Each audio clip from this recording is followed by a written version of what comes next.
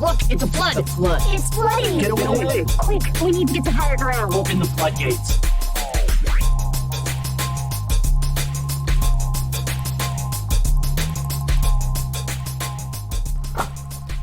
So, you were talking about some space movie you wanted to make? Oh yeah, no, I've got an idea for like a space opera, because one day I would totally like to be able to, I don't know, direct or make my own movie.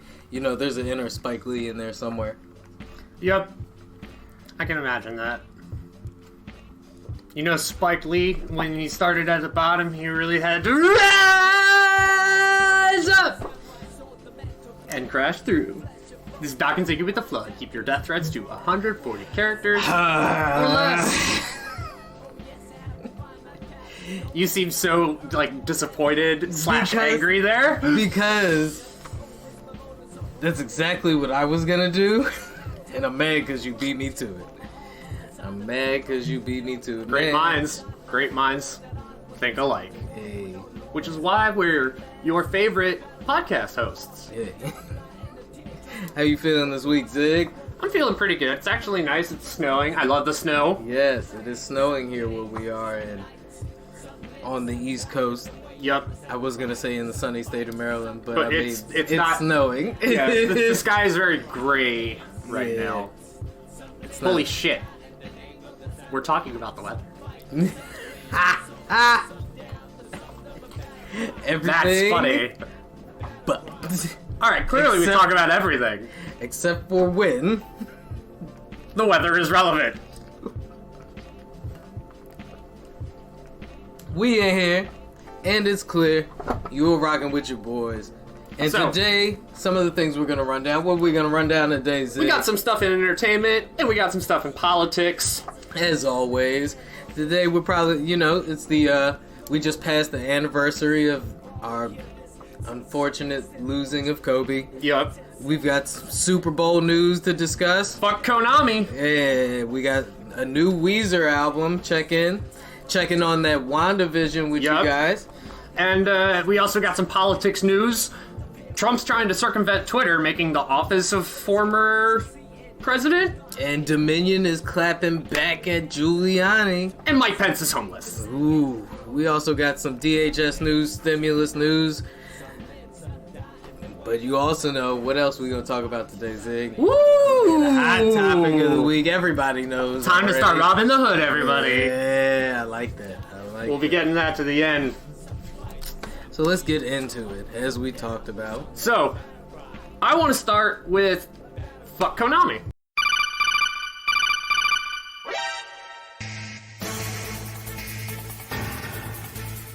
Oh, you want to start with that? I want to start with fuck Konami. Yeah, what's been happening with it? You got to fill me in on So, that because I didn't really Konami get time to get is caught up. dissolving their gaming department. What? Yeah, What? And doing what? I don't know. Making software? I don't know. What else does They're gonna Konami do? All I know is they are dissolving their game department and they are allocating their resources elsewhere. So good luck on ever getting a new Silent Hill, Metal Shit. Gear Solid, or Castlevania. Shit. Unless they sell the IPs, They're which totally- everybody on Twitter was screaming for them to do. Right. Oh god. Yo, they had. If they are dissolving their gaming department, then I'm going to assume, and that's all you really know about that news, right? Yeah, I was just... It's mind-blowing to me. I've never heard... Like, so Konami has been They must unfortunate... be hurting for money. They have been, unfortunately, a part of my life for entirely too long. I You mean- want to know why? Why? Konami also makes and regulates Yu-Gi-Oh! Okay. And I have been saying, fuck Konami, because they basically have turned that game into a monstrosity, and you wouldn't even recognize it anymore. Damn, for real? You wouldn't even recognize me anymore. Not that you knew me back then, but...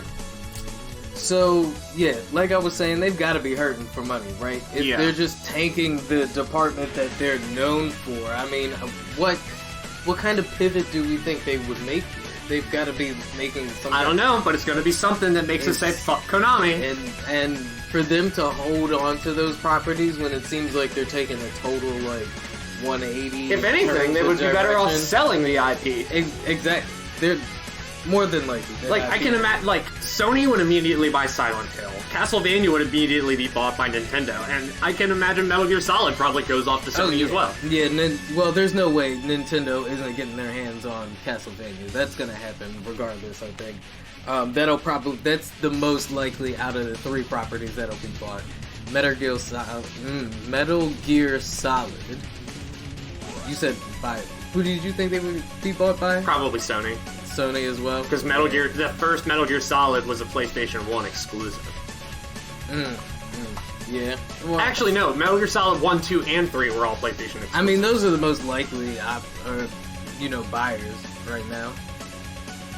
I was thinking maybe Square Enix. Save Castlevania! Hashtag save Castlevania. Get that trending. Yup. So, we also have the Super Bowl in, I think, a week? This actually, I think, will be dropping the week of the Super Bowl. This will drop on the day of the Super Bowl. Yeah. Yeah.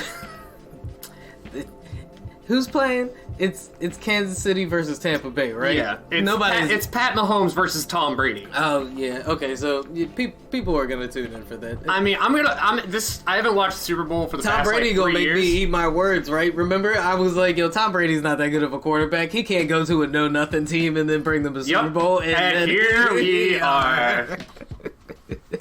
I'm gonna watch it. And, like, the thing is, I was never a Patriots fan. No, me either. But I used to be the biggest Brady hater. But at a certain point, I was just like, this dude is the greatest to ever do it. And this was years ago. This was like me thinking 5, 6, 7 years ago. So you're on that bandwagon. No, I just want to watch Brady. I just want to watch the man work. Yeah, that's what I'm saying. You on the Brady bandwagon. You part of the Brady bunch? Is that what they call us fans? If not, that is a total missed opportunity. Tampa Bay. Ooh. That's been their thing all year. I know it's bad. That's cringe. But everything he do is cringe. You know what else is cringe? Tory Lane's getting in a fight at the Kansas City game. Tory Lane's. Not Tory Lane's. Look at you. You know what else is cringe? Trey Songz getting into a fight at the KFC game. For not wanting to wear a mask. For not wanting to wear a mask. I said KFC game. Did you say KFC game? Yep. I just said KFC game. You want to run that back? You want to run that back? I kind of... Alright, I'll run it back, and then I'm gonna listen to it, and then decide what's better. Alright. So, you know what else is crazy? What else is cringe? Trey Songz getting into a fight at the Kansas City game. Over wanting to not wear a mask, right? Like, I totally saw that shit. Yeah. I totally saw that shit. When you sent me that video, I was like, so it was the TMZ footage, right? Like, the headline... You know it's TMZ footage immediately because of the, static gray background left thing. to question who was not wearing their mask, and then when I read the article, and it turns out Trey was in the wrong for not wearing the mask, right? I'm getting everybody that was, they were like, he's not wearing a mask, and then they came to get him, and the cops were going all OG, and they were like, it's not that serious. Yeah, no, not for you to get put in a headlock. Trey had that man... Oh, all wild in the stands, yo. Yeah, they fighting police now. Be careful, though, because he was strapped up. Man, But speaking of the Super Bowl, Budweiser has announced that they will not be releasing any ads under the Budweiser label. They will still be promoting their lesser brands like the Bud Lights and the Bud Seltzers and and Skip Bayless's Michelob Ultra. And the Michelob Ultras, yes. But they are actually redirecting all of their ad money this year and focusing on bringing awareness to the coronavirus vaccine. And me and you watched one of their ads for that earlier, and it was heartwarming. But they, of course, had to remind them that this is Budweiser, and this is why we are doing this. Yes. Yeah. Instead of just doing it. Yeah. There you go. You know that ad pandering and everything, what are the social karma shit? Yeah. Like, hey, we care, guys. So please don't stop drinking. Like having, Ben and Jerry's release a statement on Black Lives Matter. Yeah, but I mean, Ben and Jerry's always been down there. Alright, that's a bad example. But I mean, it's still, ad pandering for social karma, though. And like, why do we need Buffalo Wild Wings to release a statement on Black Lives Matter? Like, cause Black Lives Matter, so do black dollars, right? And like at this point, but I mean, like, it's like, who the fuck cares what Ja Rule has to say? Exactly. No, I'm right there with you, dog. I'm right there with you. It's like some people we don't need to hear from you. But I mean, looking at it from the marketing perspective, Budweiser probably made a lot of money over the last absolutely. couple of... I never said it wasn't gonna work. No, but they're being socially conscious and acknowledging the fact that, you know, they could be putting their ad dollars towards something a bit more socially responsible. And I'm here for that, right? Like, that's one of, I feel like, these side effects of social media, right? With the Me Too movement and the Black Lives Matter movement, these companies are now held to a higher social responsibility than they've ever been held to. We will call them out on all that bullshit, on all their sexist, anti-feminist, anti-LGBTQ, anti-black or person of color. Like, yeah, you get checked for all that shit now. And these boycott movements run heavy on social media. So they've got to play it smart. And this is Budweiser going, you know what? There's bigger things to worry about than another set of frogs on a log. All right, I got a riptide here on this. I got a riptide on this. Yeah, I mean, we've already run it. All right, it's a riptide and it's actually an island. Ooh. Budweiser. Ooh. No matter what the occasion. King of beers. No matter what the occasion, is a 6. A cookout, it's a 6. A bar, it's a 6. Like a game, it's 6. We're talking. You always know what you're gonna get from Budweiser. Bud Heavy, right? Bud Red. Yeah, but it's a 6. I'll give it a 5. But I mean, it's, you know, when you're like, if you only have Bud Heavy, I'm not gonna be offended. No, but I mean, like, if you're in a bar and you see, like, you know, nothing but like India Pale Ales, and I don't do IPAs, I'd just be like, just give me a Budweiser. I feel like that's cultural. That might be cultural. I feel like that's cultural, because I'm always looking for Heineken. I mean, Heineken's another one you can do that with. Heineken, no matter when, no matter where, is always a 7. I'm not gonna say Heineken is a great beer, but it's... I wouldn't even give Heineken a 7. Wow. To me, Heineken's a little watery. Wow, that might be fair, though. It comes in a green bottle, dude. It's like, I get a Heineken, and I'm like, what is this? Dom Perignon? You know what else is green? Yeah, exactly. Money. Perrier? We're fancy over here. Honestly, like, if I'm gonna, it would probably be a Miller Lite. Miller Lite's another one where it's like, Miller Lite, a tap Miller Lite's always like a 6 or a 7. You know what I like? It's gonna throw you off, probably. Sam Adams. Sam Adams is really good. Yeah, I like Sam Adams. Give me a Boston Lager. Like, I feel like that, people think that's cultural, but it really shouldn't be. No. I'm gonna get y'all hip. If they don't have Heineken, order a Sam Adams. You won't be disappointed. Yep. But you can always, I mean, I don't personally recommend the Russian roulette with the IPAs, but that's also just because I don't like IPAs. Like, I don't get the whole IPA craze. I just don't. It's too bitter. So, speaking of late night occasions, the Emmys are back at it again. Emmys! Pissing people off. Like always! Apparently, they have decided that they will now include sketch shows in the late night category award. What the fuck? Putting them in the same runoff as, you know, the late night with Stephen Colbert. Jesus and Mero. The Daily Show. And I don't know how I feel about that. And neither does the rest of the industry, right? Because a bunch of late night shows are signing on to boycott the Emmys this year. I mean, I can understand why. Like, that's pretty fucked up. Like, if you're going as a ensemble show against one guy who does monologues and gets a solid five minutes set, A joint every letter, episode by themselves. A joint letter is being sent to the Academy with, signatories that will likely include network executives and showrunners. That is expected to express the disappointment in charge with highlighting and willingness to open a conversation about the situation. I mean, despite the, what's the right word? Despite the self gratification of Hollywood giving awards to themselves, it also hurts them in the pocket because then they can't go Emmy-winning show, blah blah blah blah.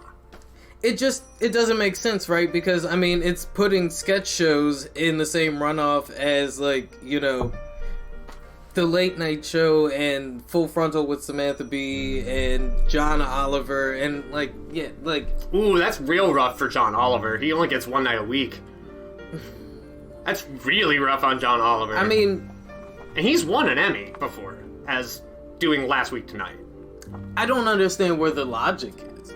Me neither, honestly. They're entirely different styles of shows. And it doesn't seem like anybody else understands where the logic is with that shit either. It's just them. I couldn't even really find legitimate reasoning for it when I was reading the Deadline article. It's another... Does this make sense, everybody? No. I don't think it makes sense. What do y'all think? It's another... To me, the reason I brought this up is because it's another reasoning as to why these award shows are no longer relevant. They don't... What do you guys think, listeners? I think so, too. Yeah. They don't understand the market that they're trying to, give these accolades towards. It's all just one giant ad anyway at this point. Yeah. You know so, what I mean? You told me that they're planning on making a Borderlands movie. Yes. Eli Roth is set to direct a feature to take place on the 2K first-person shooter PC console game. And you told me this for people who are not familiar with Borderlands. You told me this, and I was like, "Oh, I'm totally not for it." And then you said Eli Roth, and I'm like, "Okay, it might work." It's Eli Roth and Lionsgate. And this in Borderlands is still a cel-shaded game, right? Yes, it is. It's one of my favorite art styles for gaming. Vault Hunter game, where you travel to distant planet Pandora to hunt down an alien vault, rumored to contain advanced alien technology, for people, once again, who are not familiar with the game. The game itself has sold 57 million units around the globe, including 22 million of Borderlands 2, and more than 1 million players every month still play the game since 2012. Borderlands 3 was released, last September it says, and clocked in 8 million units worldwide in sales. So, I mean, it seems like I'm always hesitant with video game movies. Yeah, and it just seems like a weird... Like the World of Warcraft one was shit. I know the fan base is there. I know it's it's got its... It is I know they're making a Resident Evil movie, but the Resident Evil movies already had a precedent. Yeah. And I think those are probably the only good ones, because it's really easy to just make a zombie movie. We already know how to make a zombie movie, so Resident Evil being a zombie video game is a real easy transition into Hollywood. It's being produced by Avi Arad and Ari Arad, who are, I guess, both... Okay, so the dudes who are producing it are behind a lot of, look like Marvel and productions and stuff like that, so they have... Alright, that's comforting. They have experience in this market, and two of the executive producers also come from the, game itself, so... Okay. It's safe to say that people who are familiar with the IP are behind the productions of this, but so far the cast list is looking pretty star-studded. They've got Kevin Hart locked in, as well as Cate Blanchett. And you're not getting Kevin Hart unless that bag is big. Exactly. So Hart will play Roland, and Blanchett is set to play Lilith. Nice. So... for all you Borderlands fans out there. And I don't actually think this is big of this. This is that weird of a transition, considering we're going from Borderlands to Roman Atwood being stalked. Ooh. Oof. So yeah, you're the one that sent me this story, so you tell us about that. Well, do you remember Roman Atwood? Not really. Enlighten me. He became notorious for doing like YouTube pranks and stuff in like the early heydays of like YouTube. And like that was the thing you went there for, was all the pranks and social experiments, air quotes. Unforgivable. That kind of shit. And yeah, he was like one of the prank kings on YouTube. I watched the Unforgivable video recently. Roman got I want to say Roman got like really popular for doing those like cringy, like going to the hood and messing with like black people pranks and stuff like that, like pretending to like steal stuff or like call the police and like drop off like fake packages next to people, those kinds of shits. And then he was exposed for faking his pranks, like hiring actors to play like, or paying people to play like angry prank victims. And he went missing. I don't want to say he went missing, that was a bad. He like disappeared after a while, which I felt like was because the whole prank phase on YouTube was starting to like get exposed, and people started down. Using YouTube for more than that. Yeah. And but it turns out he actually left because he had started, him and his wife and his family were being stalked by people on they had hacked into his house and were like controlling his Google Home, and like that's really creepy. Maybe they were like controlling the lights and shit. It's like the movie Smart House from Disney Channel, and except it's even worse than being the Smart House. It's the internet. Part of the reason I sent you that shit was because we were talking about like social media and accessibility now, and like just how all of that can play. And this was a perfect example of how that can all like backfire. Like we're talking about these influencers and them becoming famous for like living their lives through YouTube and these social media sites, and when you do stuff like constantly vlog, it makes you really accessible to people who may want to find you. And this isn't the first case of like YouTubers being stalked and shit like that. Nope. And I mean, paparazzi have been doing it for years and years and years. Well, yeah, there's that, but occasionally celebrities do get, but this is one of the reasons why they're so media trained. Celebrities are so private about their lives. They don't go around like blasting their neighborhoods and stuff like that on these YouTube vlogs and these Snapchat stories and shit like that. It is super easy now with like Google Earth and everything like that to just look at landmarks around somebody and figure out a general area of where they live. You remember the Burger King on 424 in Crofton, right at the corner of 3? Yeah. And that neighborhood that goes back there? There's actually an army base that you can't see on Google Maps back there. We snuck into it. And you're admitting this on mic, huh? I can edit this out. And we know the government's listening. Hi, Ted! But I don't know, man. Like, it's one of the reasons why and people are gonna be like, oh, you're paranoid. But I'm like, yeah, it's one of the reasons why I'd be hesitant to post like all the pictures that I really like up on social media, because yeah, it's super easy for somebody to, like I said, just take a couple of landmarks and triangulate. People kept finding the "He Will Not Divide Us" flag for Shia LaBeouf. Perfect example. Like they based it off of like the stars in the sky and the direction of the wind, and they will look. If you and this is something we're gonna get into later, if you make the internet work together. That's what I'm saying, man. Time and effort is all it really takes now. Anything is possible. Alright, so it's been 2 weeks Hold on. Since you looked at me. Hold on. So, it's been 1 week. No. So, by the time you're hearing this, it will have been 2 weeks. Deal with it, spoilers. Deal with it, spoilers. What are we spoiling? We're going to be talking about WandaVision, episode 4. Let's get into it. This shit is good. This shit is good. In a continuation In on a our Turtle completely segment. different turn of I do. I events. love it. I love the twist that came at the end first of the 3 third episodes were all sitcoms, and then the 4th episode is straight up from the outside. Yeah. So now we kind of know what's going on. Yeah. We know it's after Vision has died. Okay, so I'm gonna say this now, even though there was that spoiler. You should probably skip like 8 minutes ahead.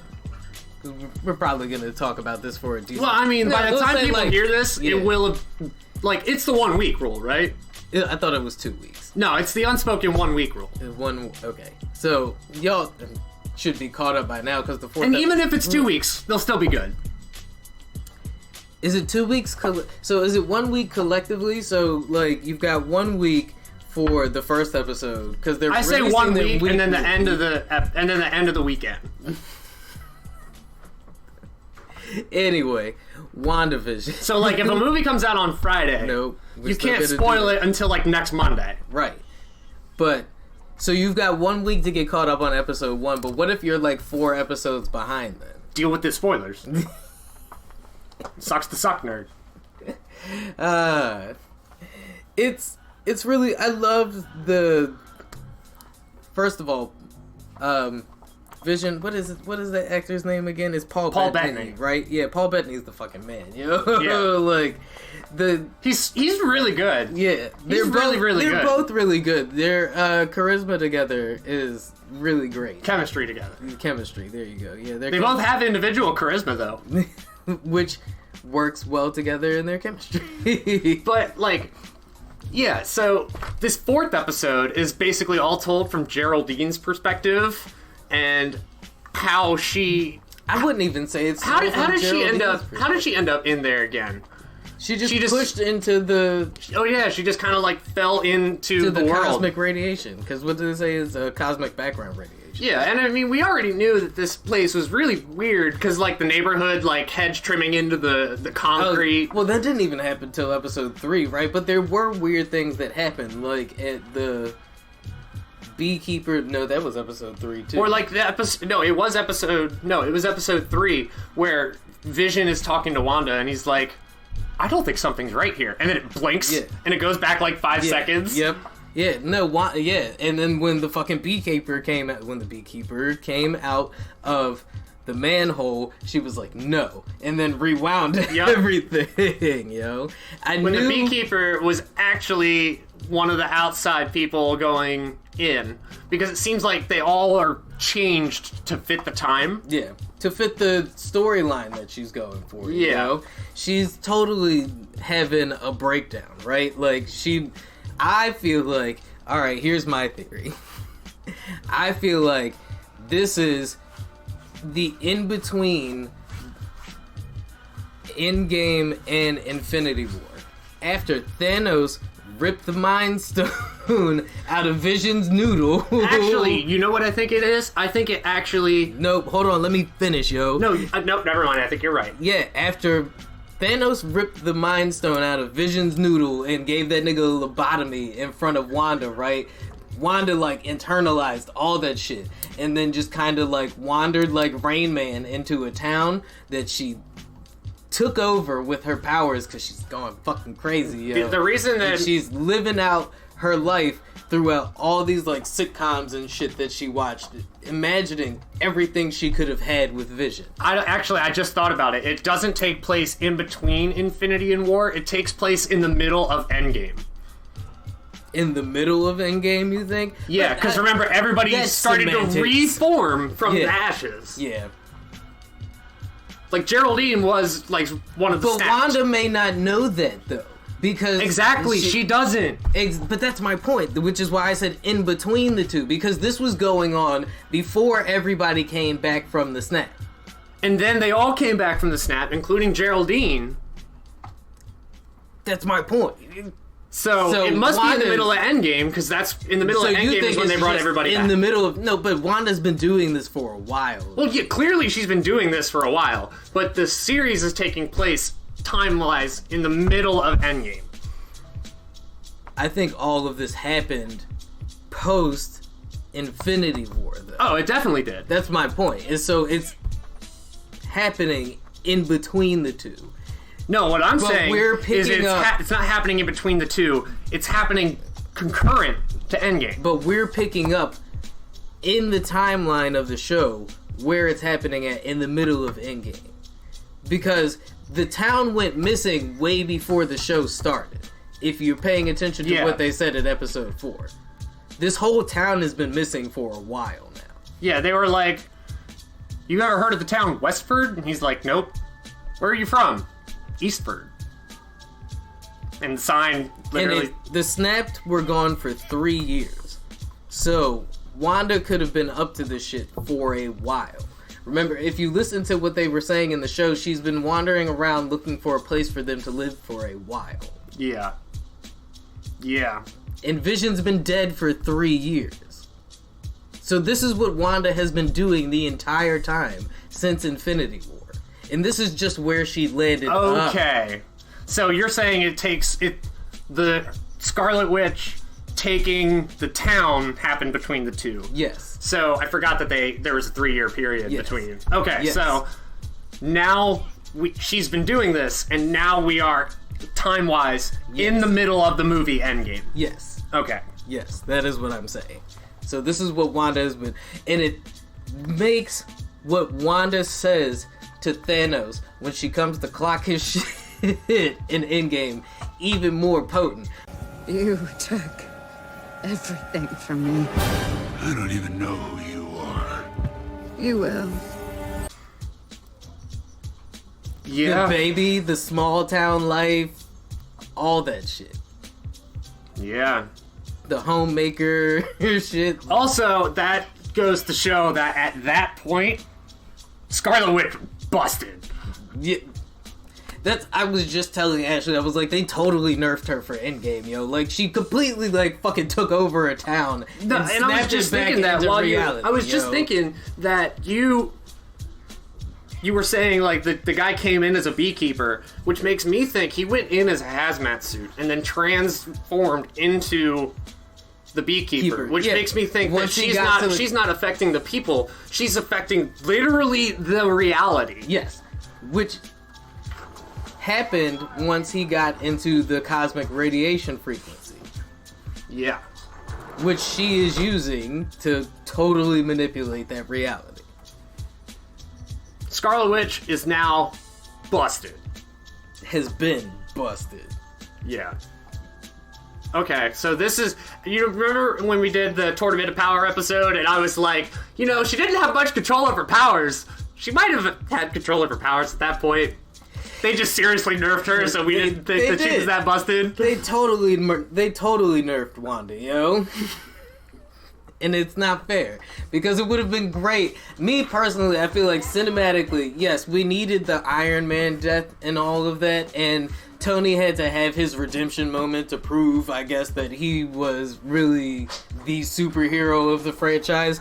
But how fitting would it have been for Wanda to just come and slice Thanos' fucking hand off after he ripped her husband's fucking brain, essentially, out of his skull?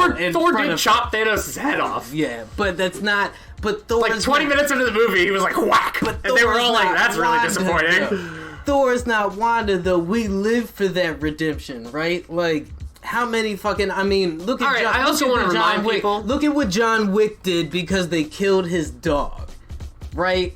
Yeah. They killed Wanda's husband and son, and she is way more powerful than that. They did her dirty. Yeah. They did her dirty. Alright, so I just want to remind people that it is Wanda and moment. Pietro Maximoff. Mm-hmm. And they are actually Eric Lensher's children, who's also known as Magneto. So expect to have... And the reason they call her Wanda is because of the Fox owning the name Scarlet Witch. Well... Even though Wanda and Pietro were Avengers, which is actually like the loophole that they are able to use them in the MCU. Well, Because they've never used the word mutant, not once. Well, have you seen the whole Geraldine thing in spoiler news, internet rumor news? Yeah. Geraldine was actually the first Captain Marvel. She was actually the first Captain Marvel, and she now goes by Spectrum or what was the other? Photon. And that's, if you remember in episode 4, when they pass her mom's plaque on the wall, it has her mom's name, but then in the middle it says Photon. So Geraldine got some shit getting ready to come down the pipeline too. Be on the lookout for that. They probably gonna set her up to take Wanda out of this little... Yeah, because she's clearly not herself. She's taking her out of this mind melt she's having. Alright, and the last thing in non-political and the downfall of capitalism news, but I just wanted to ask you, it's been 1 year since the death of Kobe and Gianna and the 7 others in the helicopter. So, what does Kobe Bryant mean to you? For me, Kobe... we know what Kobe is for you. That's why represented I'm surprised you asked me first. Kobe, to me, represents irrational confidence. But he's also got this strange sense of leadership. Hold on, let me pull that up. I don't even know if I would call it leadership, because Kobe, I feel like, they say he was a ball hog, but I really only feel like you hear that from like second string players and shit like that. Most of his teammates knew that when Kobe was in the drive, it was for a reason. Kobe actually wrote this October 13th, 2012 on Facebook. Leadership is responsibility. There comes a point when one must make a decision. Are you willing to do what it takes to push the right buttons to elevate those around you? If the answer is yes, are you willing to push the right buttons, even if it means being perceived as the villain? Here's where the true responsibility of being a leader lies. Sometimes you must prioritize the success of the team ahead of how your own image is perceived. The ability to elevate those around you is more than simply sharing the ball or making teammates feel a certain level of comfort. It's pushing them to find their inner beast, even if they end up resenting you for it at the time. I'd rather be perceived as a winner than a good teammate. I wish they both went hand in hand all the time, but that's just not reality. I have nothing in common with lazy people who blame others for their lack of success. Great things come from hard work and perseverance. No excuses. This is my way. It may not be right for you, but all I can do is share my thoughts. It's on you to figure out which leadership style suits you best. We'll check back with you soon. Till then, Mamba out. And that's one of the things I also appreciated about Kobe is his candor and his ability to learn. He would call random people. His willingness to learn. I feel like he definitely had drive to learn. Yeah, he had a drive to excel, right? And he had a motive to push everybody around him to excel, because as he stated in that, he was about winning. And the effort it takes to win and to improve upon just like your that game gift shows, him looking and counting 1, 2, 3, 4, 5. Yep. I mean, didn't he speak like what? How many languages? At least 3. Yeah. So the dude. He spoke fluent Spanish, Italian, and English. The dude was definitely a good role model on how to. He's one of the most excel in your field. Like the whole Dos Equis most interesting man in the world.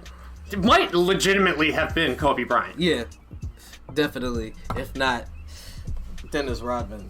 But Kobe, for me, represented irrational confidence. Shoot. Dennis is totally irrational. Shoot the shot. Shoot the shot. Would you say Dennis Rodman is chaotic good or chaotic neutral? Chaotic neutral, for sure. He's definitely chaotic neutral.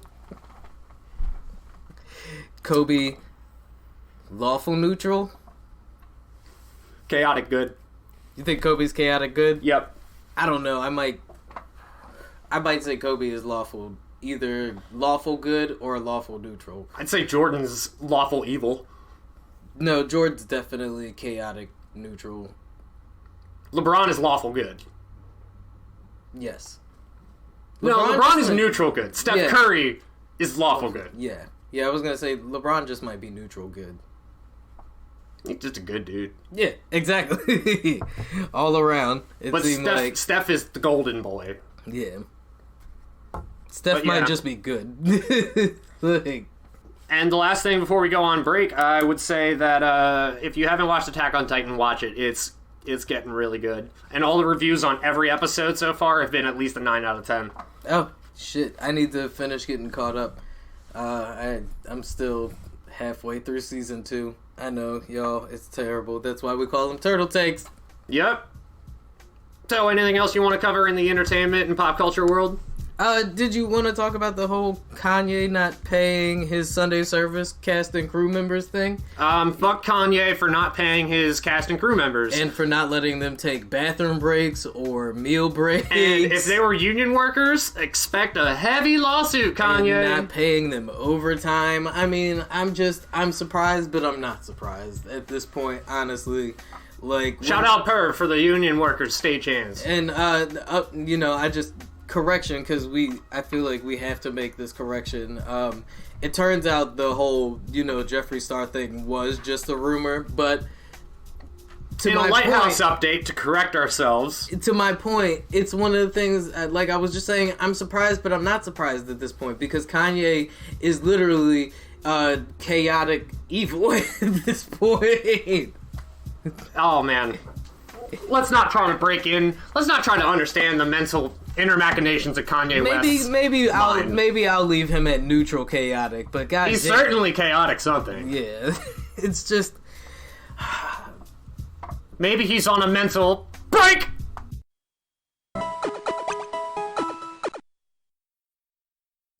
Continue. 9, 8, 7.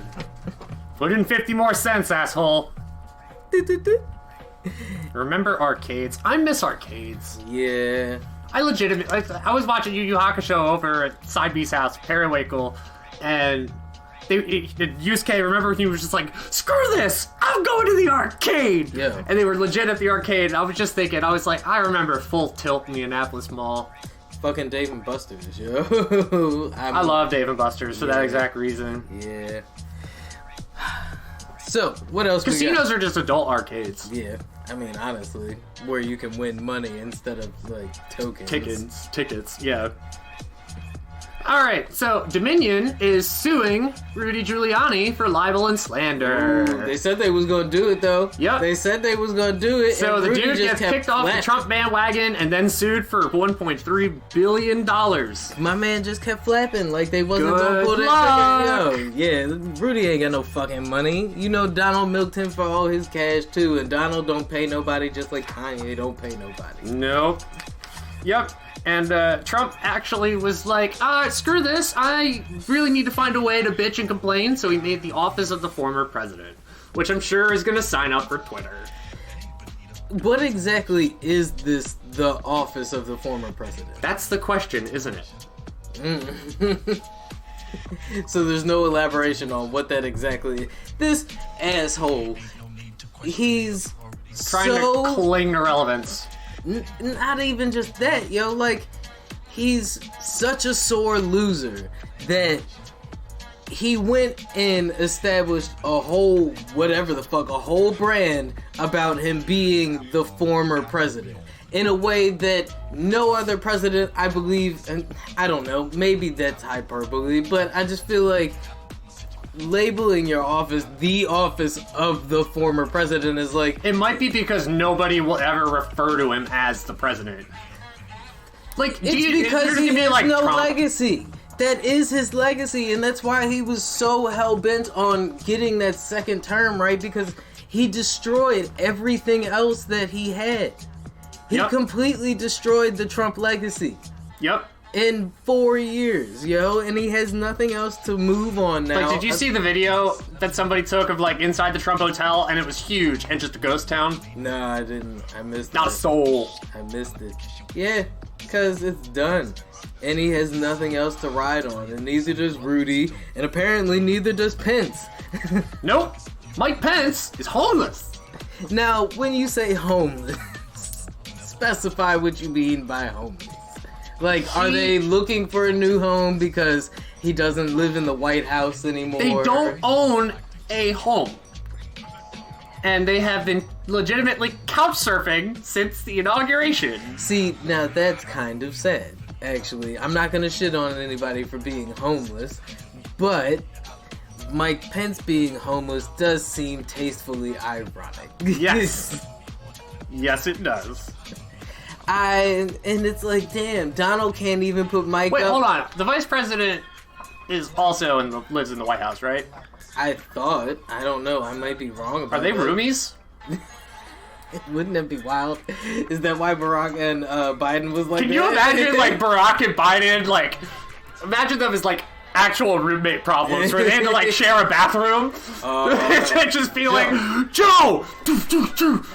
Joe! Why is my Joe? toothbrush next to the toilet again? Yeah, I believe that you've been in there for 45 minutes.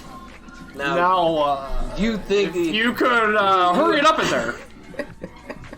Joe, And he's just sitting there in the mirror trying to comb back his slick back hair perfectly, like...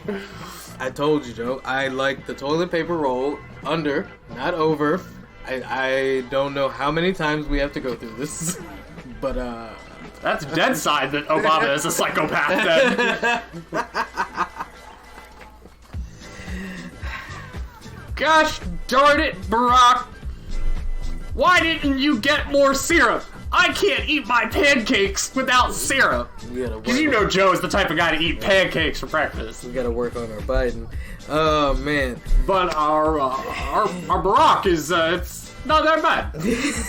It helps that I've been listening to his audiobook recently. His cake.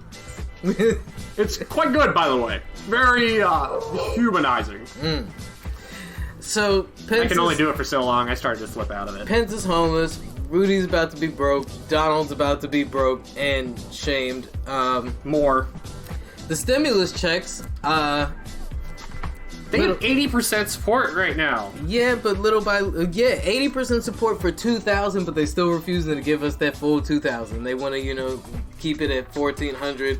If Mitch could have it his way, it'd just be another 1,200 if we're lucky. Yeah. I mean, people are going after Biden for politicizing it, like doing the political spin of a total of $2,000. Yeah. Like, which we all should have seen coming, but we were all riding that high, that progressive agenda high, and here we are, politics as usual, which, sigh of relief, I guess. yeah, it's certainly not nearly as chaotic, obnoxious, annoying, and miserable as it was. As bombs being planted around the Capitol. Oh yeah, you mean the ones that were planted the day before on January 5th? Yeah, and the DHS just released a bulletin addressing tons of domestic terrorism. Nothing specifically stated, no plans that they've specifically felt like they need to make the public aware of, but it is the first time in the recent that they have addressed the domestic terrorism, specifically addressing notable events that happened at the Capitol and events that may follow in the wake of people being upset that Donald is now reduced to the office of the former president. Yep. Which is the only way he can bitch and complain. Especially while this second impeachment is rolling here, because and Nancy people are Pelosi, like, wait, why are they still doing this? We're trying to write him off the books. And they literally, we're doing this so he doesn't have to have Secret Service miserable, so we don't have to pay him a pension, and also so we can forever even more shame him. So we can literally write this motherfucker out of the future, anything that he may be planning for political office here, because this would prevent him from running for any political office, right? Like, he couldn't even run for governor of Florida after this. Yeah. So, and that's where I do see Donald going in the future, is, taking a smaller stand, since he can't have the presidency, and I don't think it's likely that he would win a presidential run again if he did run. And I say that, but we didn't think it was likely that he would win the first time around. So. Yeah, and he still has that he still has that state court, the state thing in New York. Yeah. For his finances. Yeah, I mean, he's being first. You know where people go to jail when they get convicted in New York? Rikers. Yeah, ooh, Donald on Riker. Man, please, if you think Donald gonna do time on Rikers, he gonna go to the same prison they sent fucking Epstein to. Dead? Don't say that. Hi, Ted. Yeah. Oh, man. Jeffrey Epstein didn't kill himself. At all. Not in the slightest. I don't know, man. I think the impeachment is necessary, but the public scrutiny of the whole thing is going to be exhausting.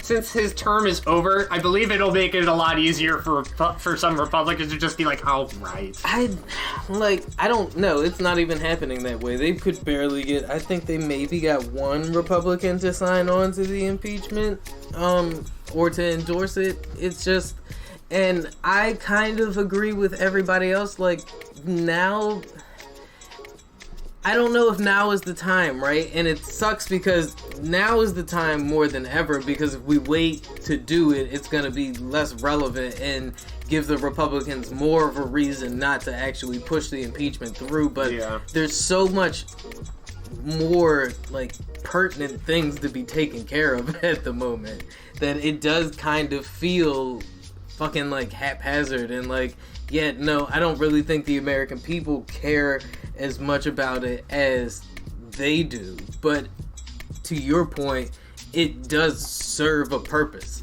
And they have to do, I feel like they have to do a better job at making it known why this is important and why we need to take care of this right now. So the thing is, we went to you probably don't know him.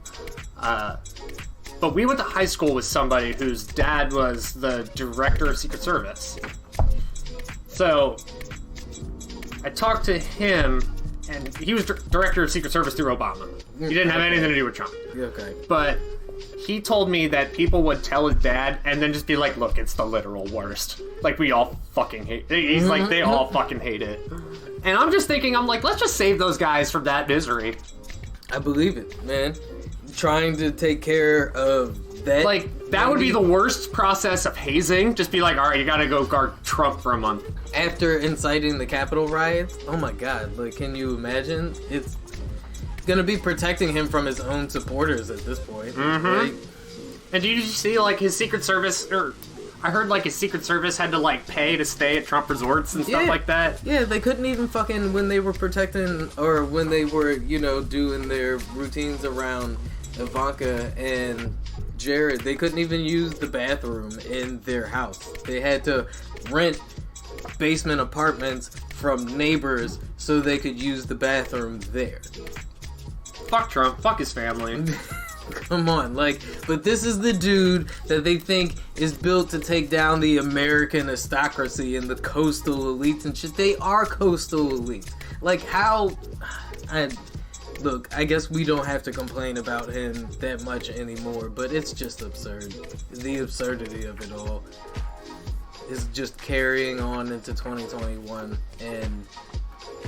Just remember, none of this is normal. We're not going to talk about Wall Street at all. That's a lie. But... Break!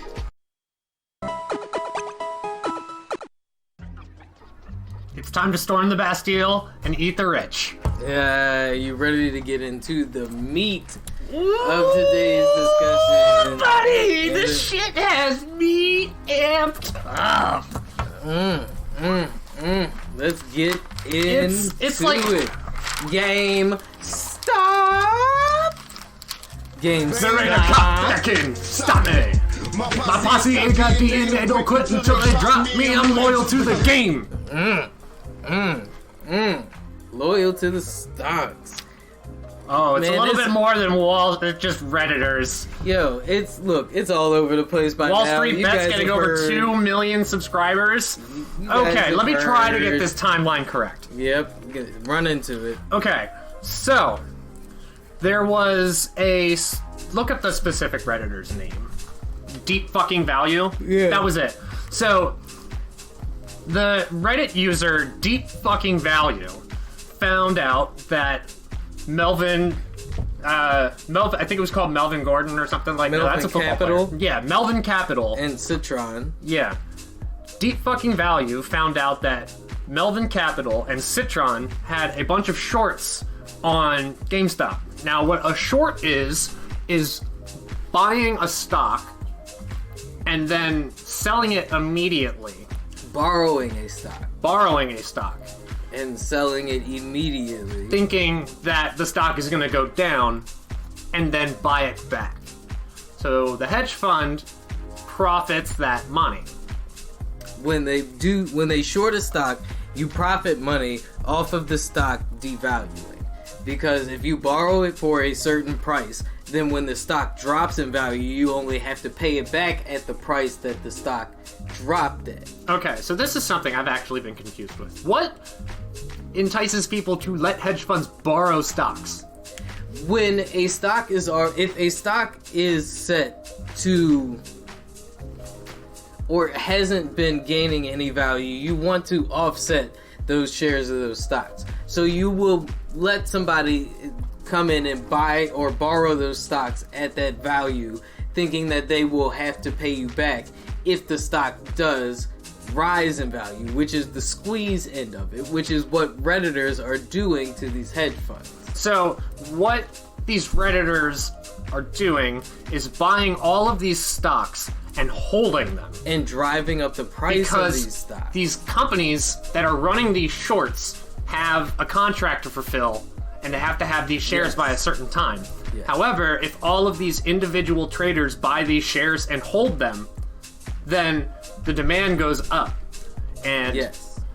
these hedge funds will then have to buy at a loss, causing them to tank. lose billions of of dollars. Tons of Melvin hedge funds. Capital lost billions of dollars in a day and then had to borrow money from the owner of the New York Mets, In order to stay afloat. and they lost that within hours. I mean, this is essentially what happened in the 2008 financial crisis. But reversed. right? Yes.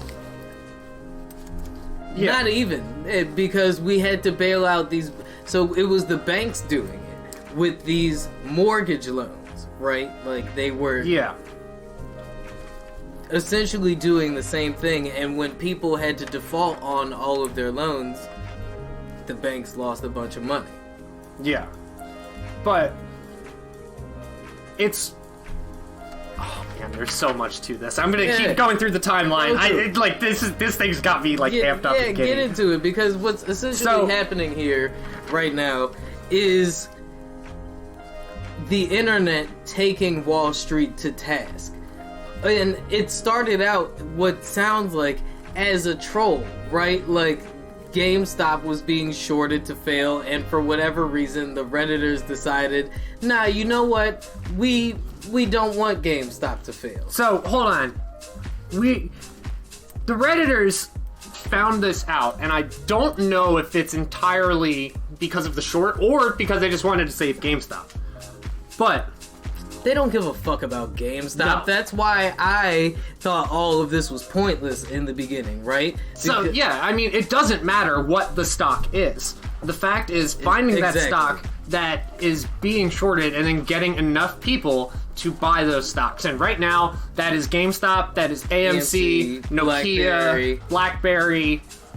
it essentially what this was, what I didn't understand, because I was stuck on the fact that it was GameStop in the beginning too, right?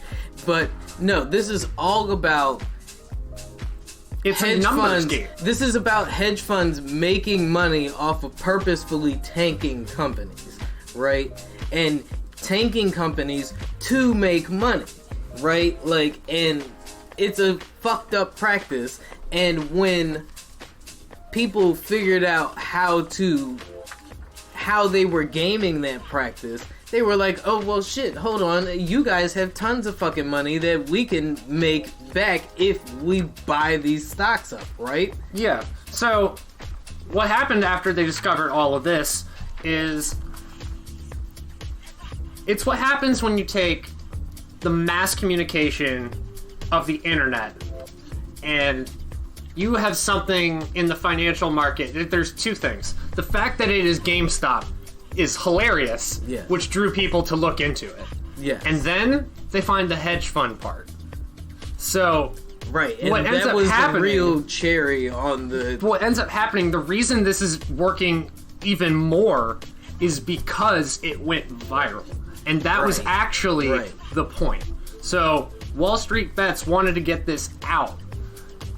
And especially Deep fucking Value. Yeah, wanted to who's get this still in on GameStop. Right, and from what I understand, or what I've been told, he's been trying to do this to screw the hedge funds over, because that was his point.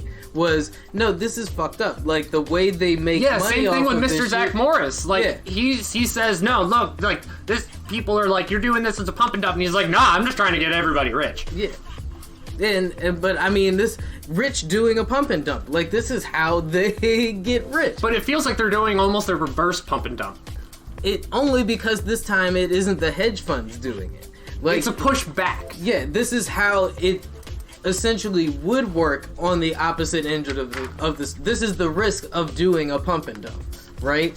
And now enough people have enough disposable income and internet collaboration to... And it became the perfect storm Yes. of media. Because it's hilarious that it's GameStop, but then the fact that people are actually making a ton of money. And that once there's you a get point that to all of this. hashtag trending. Yes. And I'm sure, I heard Robinhood's download apps shot all the, like, super to the top and was Yeah. number one to download. Yeah. And the volume on these stocks were over 1 billion.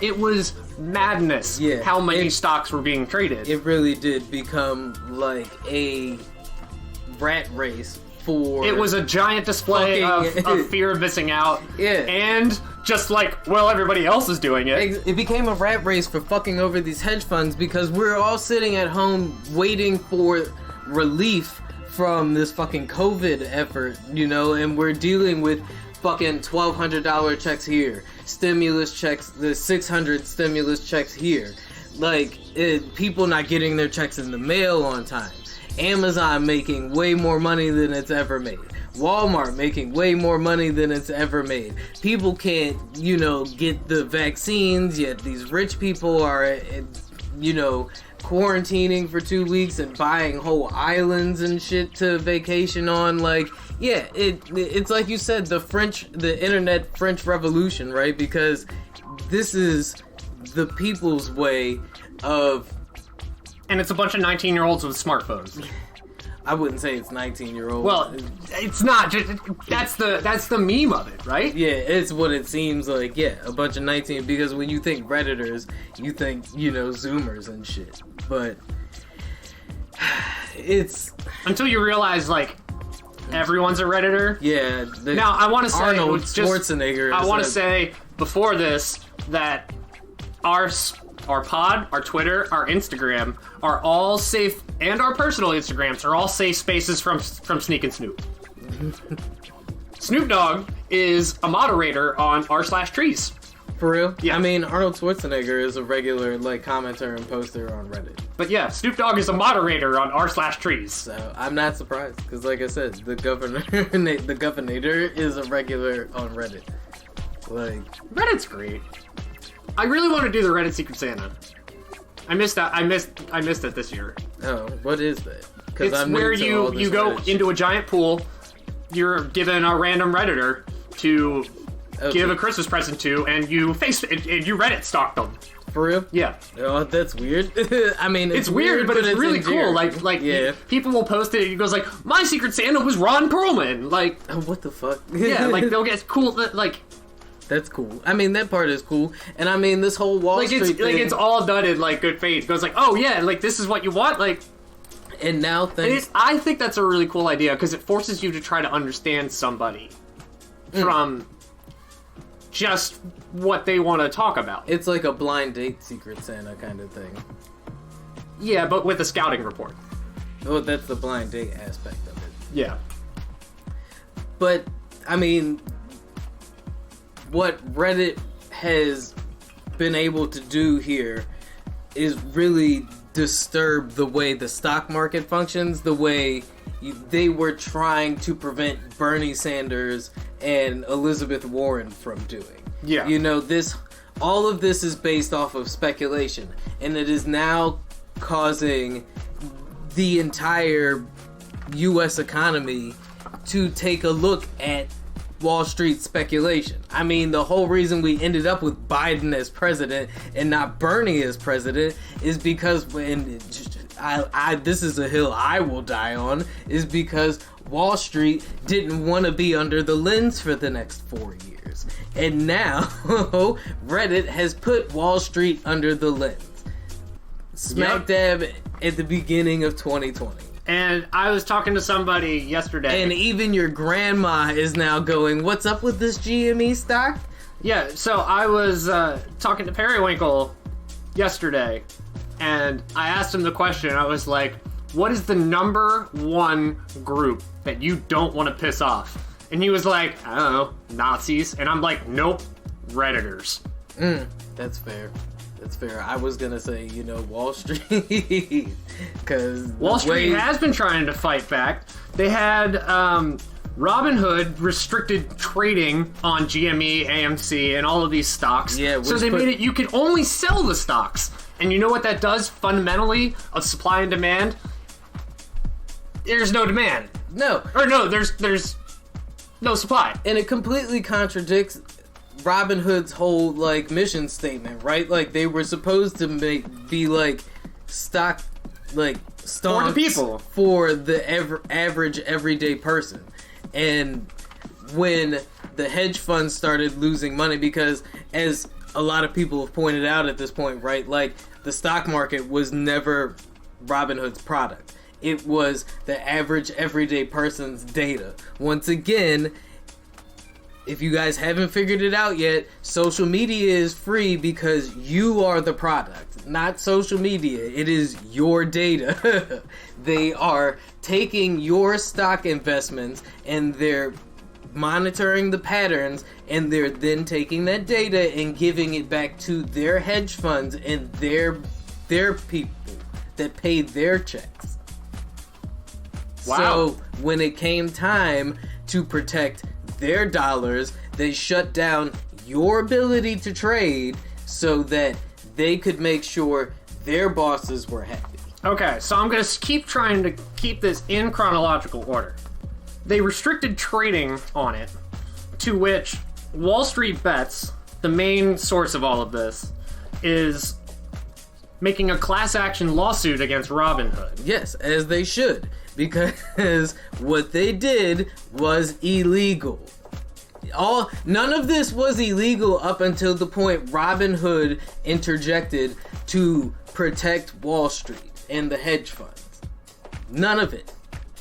And that was the real caveat to all of this, is they were mad at the hedge funds were mad, but there was absolutely nothing they could do about it, because that's just the way that this game works. What's the wildest billionaire take you've heard? Because I saw one where they said the only reason this is happening is because white males are not having enough sex.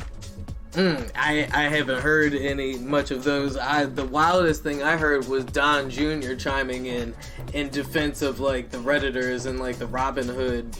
And everybody's just like, what? Yeah. Shut the fuck up. Yeah, exactly. That was the wildest thing that I saw.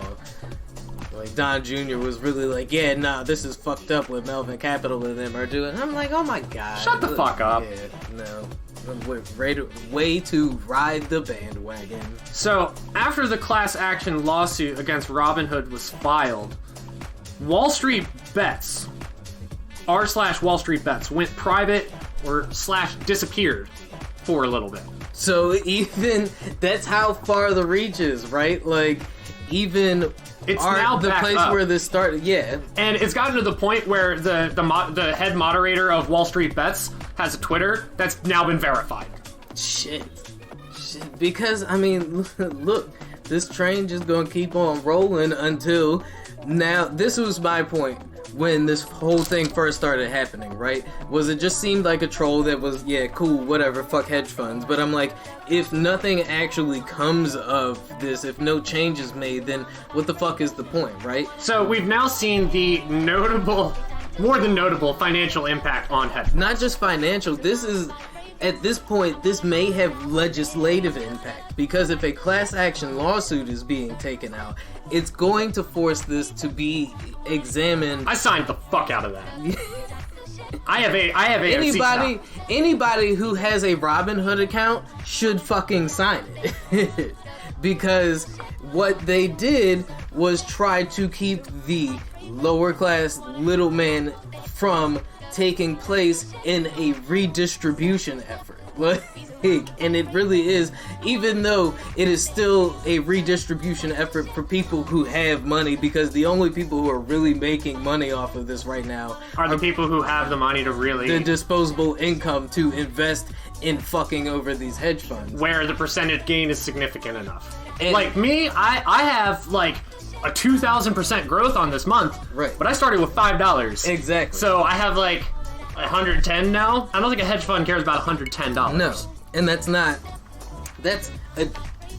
that's a cool redistribution of wealth, right? But that's not like one that's and how did I do that? worthy. Just by thinking a little bit, doing the due diligence, the way people talk about. Now, what I would have really liked for it to happen was like the people who did make money off these GameStop stocks was to take that money and then do some real Robin Hood shit with it and donate it to like fucking hospitals and shit who need right money. now they can't. Well, yeah, of course, but I'm saying before it all blew up, like the people, because people were making millions of dollars. I think the next hedge fund contract, because this is the thing, like once they find the contract, which are public, yeah, they just look for the expiration date and they're like, we hoard until the day after.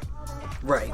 Right, and yeah, that's why it's like, don't sell right now, even though that's all you can do is sell at the moment. Yeah, because then the hedge funds bust on their contract and they still need those stocks back. And like I said, take that money, donate that money to the fucking COVID effort so we can get through this shit. That's the real, look, come on, man, that's the Robin Hood shit. But I guess, yeah, that's me living in a Hollywood reality. Okay, right? So while GameStop is like an actual meme stock, AMC had legitimate reasons to be rising, and then was picked up by Reddit. Yeah. Because AMC is going to have movie theaters being open soon, and a possible Netflix deal in the future, which once again, we called it! I didn't even hear about that, but yeah, no, So there was a legitimate reason to get in on AMC. I actually have 10 shares of AMC, and my average is about $3. Yeah. Because I knew about it before all of the squeeze on the AMC. I'm pretty sure I've got some AMC stock, but I would definitely buy in on that, because it's insane to think that movie theaters won't make a boom after COVID happens. I'm even seeing malls coming back after people can get back out into normal everyday society. Like, so the idea that they were going to short sell AMC is fucking ridiculous. Oh, that was the other thing. During peak trading hours, specifically if I remember on Wednesday and Thursday, Robinhood kept crashing. Their servers couldn't handle the fucking wave, yo. Couldn't handle. Yeah, exactly. Exactly. So, on Friday evening, after all of trading for the week is done, the CEO of Robinhood, Vlad Tenev, had an interview to which he actually said that they needed to protect the firm Nope. That's Like, almost, what the fuck? That's How almost, dumb are you? You literally admitted to stock manipulation. I don't know how, but you have AOC, Ben Shapiro, and Ted Cruz all on the same side. Yeah, Elon Musk and Mark Cuban. that's the wild thing about this, right? It's so unanimously. You have billionaires agreeing with Right. the Robinhood traders. Anytime you can get billionaires to agree that the stock market is fucked, it's just insane, right? And I honestly feel like all of this is because of COVID-19, right? If we all were not stuck inside right now, angry about the mask, angry about not being able to go to fire festivals and shit like that. Who wants to go to Firefest? That was the rub, sir. But no, it's even got... People might be desperate enough at this point. It's even got the CEO of Citron, Andrew Leff, saying that they will not publish short sell reports anymore because of this whole thing, which is what Citron did. That's the whole reason they were wrapped up in this, is because they wrote a report that it was time to short sell GameStop. And it's Deep fucking value found out. He said, after 20 years, we noticed something. While we started Citron to be against the establishment, we actually became the establishment, said Andrew Leff. Is that a Redditor? No. Oh. That was the CEO of Citron. Oh. Citron Research will no longer be publishing what could be considered as short-selling reports. The narrative is they are going to pivot or have a change pivot. I'm all for it, man. I'm all for it. Fuck Wall Street. Fuck Wall Street. Fuck the 1%. Fuck the people they're holding the economy hostage. You know, this is how they hoard their money. This is how they keep us from being able to tax them and shit like that. And then they published the short sell report, which is essentially their death ticket, because these Redditors found it, and it's basically, like we said, the French Revolution, and we know the government's listening. Hi, Ted. That short selling report turned into a guillotine. Yes, it did. Yes, it did. Robin Hood. You're just waiting Freezing. their line. Yeah. He goes like, Robespierre to the stage. It was a Streisand effect, you know? It was a pure Streisand effect, because then the moment that everybody, like, once Elon tweets about it. Look, and then the crazy thing is this was a Streisand effect that just kept snowballing and snowballing, fitting for the day. Yeah. It got to the point where number one things on trending on Twitter were like, hold the line, and... I mean, even Google is actively doing their part to try and repair some of the damage done by this whole event. You said they deleted 100,000 reviews from Robinhood that were made within the past, like... Yes. Out of, 275,000 reviews, Robinhood had a 1-star rating on the Google Play Store. Yep. When Verge last looked, when they published the article that I read, the app had around 180,000 reviews, and it was back up to a 4-star rating. So almost exactly 100,000 reviews. Wow. And Google had already acknowledged that its policy was to explicitly, prohibit reviews that were intended to manipulate an app's rating, and they've had precedent for things like this before, but it just seems egregious considering what Robinhood did. And Like, it's how are you justifiable. supporting Wall Street with the name like Robin Hood? It's just, all of it is damage control, right? Like, Google is playing Serve Pro at this point, and they're coming in and they're trying to clean up all of the flood damage that has been done. What's the mental image that comes to your head when you think Robin Hood? I mean, obviously... Is it Disney Robin Hood? Oh, well, yeah, or Kevin Costner. Oh. I was also thinking Men in Tights. That one. Like, you say Robin Hood, and I know he's not Robin Hood, but I kind of think of Dave Chappelle. Wasn't he like Lil Jon or something in that? I think so. Yeah, man. Like, this whole thing, they've definitely proven that they do not fit their namesake after this. And the funny thing is Robin Hood's supposed to go public next year. yeah, good luck with that. Good luck with that. The stock market is going to be in some heavy repair after this. And like I said, I just think it's beautifully fitting because Bernie's message lives on. Yeah, and this is a perfect example of brand fragility. 7 years to build up consumer confidence to where people are like, yeah, this is going to happen. Download Robinhood. Get in on it. Yeah. No. And then it took one day for them to shatter it all. Fuck it all. And I've seen all kinds of different YouTubers and podcasters speaking on saying how they immediately get out of Robinhood. And yeah, how they won't host their ads and shit anymore. The company's done. And you know what? They're not saying to sell out your Robinhood account. They're saying transfer it. Yeah. So there's no gap of time where those short sellers can pick up your stocks. Yep. I'm in a shitty position. I don't have enough to justify transferring. Right. So I kind of just have to. I had Acorn, so I'm good. Now, the other thing I thought about. You know I love seeing examples of this or anything close to this, but when I was thinking of a title for this episode, one of the ones I thought of was Ghost in the Wall. Because I think this is actually an example of a standalone complex. I agree about it being a standalone complex. Eventually, everybody started seeing enough people saying things about it. But they didn't know originally where it came from until they went and traced it. Yeah. But they all started copying something from which they didn't know was an original. Right, they just started copying it because it was a meme. It was one of the things that, like, you just did it because, like, it was like planking, right? Like, why are we doing planking? Oh, I don't know, because somebody Like, deep planked. fucking value at this point is the equivalent of the Laughing Man.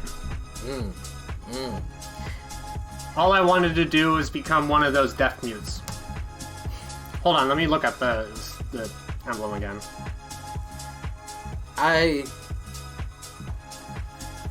Like I said, I think that this whole thing is great because it has allowed the average everyday man to see firsthand what Bernie Sanders was complaining about. This is literally what he was running on, was getting rid of this kind of thing, because this is how they put a stranglehold on capital, and this is how they keep the system. Wow, the wording on this is actually amazing now that we're talking about what a standalone complex actually is in context. I thought what I'd do was I'd pretend to be one of those deaf mutes. I thought what I'd do, I'd pretend I was one of those deaf mutes. Well. But yeah, I think this is actually a good example of a standalone complex. And I think that none of this is normal. Especially Dogecoin. I feel bad for all the people who bought it 8 cents. Like Elon tweeting about it just drove this thing nuts. And it was like 8 cents for half a second, and now it's under 3. Who knows what it's going to be at when this episode drops. It could be once again like us being terribly wrong, like the GameStop stock. Well, all of this shit is volatile right now. Too volatile to make any solid bets on at the moment, other than AFC. That one, for sure, is definitely coming back. Yep.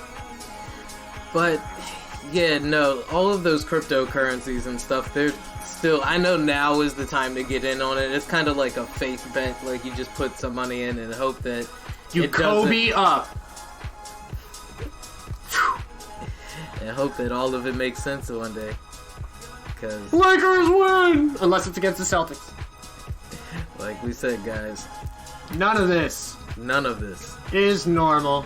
None of it! Be safe. Doses!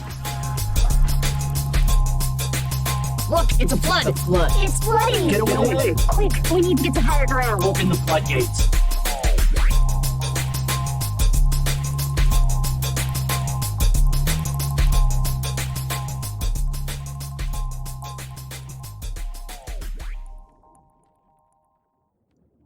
Wait, why can't we talk about It Black is Sun? time to